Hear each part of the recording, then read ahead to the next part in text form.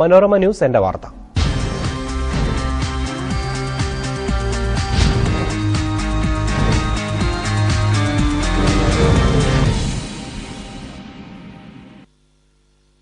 മൃതദേഹങ്ങൾക്കും ചപ്പുചവറുകൾക്കും ഒരേ വില.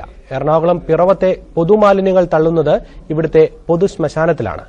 ചീഞ്ഞുനാറുന്ന മാലിന്യങ്ങൾ വകഞ്ഞുമാറ്റി വേണം മൃതദേഹങ്ങൾ സംസ്കരിക്കാൻ. ആസീസ് കുന്നപ്പള്ളിയുടെ റിപ്പോർട്ടിലേക്ക്.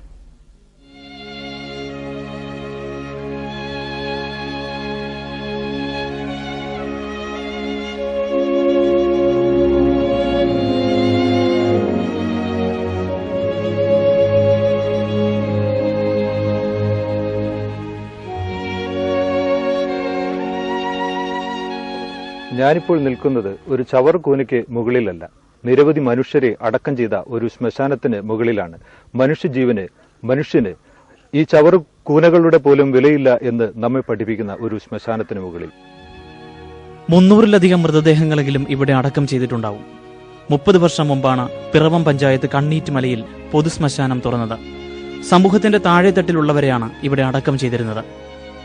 4 വർഷം മുമ്പാണ് പിറവം പഞ്ചായത്തിലെ മുഴുവൻ മാലിന്യങ്ങളെയും ഈ പൊതുശ്മശാനത്തിൽ നിറച്ചു തുടങ്ങിയത്. മനുഷ്യനും ചവറിനും ഒരേ വില.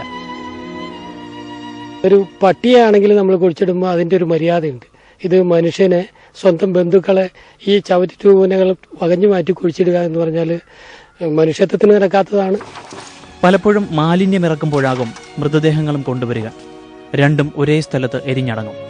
മിക്കപ്പോഴും മാലിന്യ കൂമ്പാരത്തോടൊപ്പമുള്ള മാംസാവശിഷ്ടങ്ങൾ നീക്കിയിട്ട് വേണം മൃതദേഹം സംസ്കരിക്കുവാൻ. ഇറച്ചി കത്തി വന്ന പോലെ ഭയങ്കര മണമായിരുന്നു.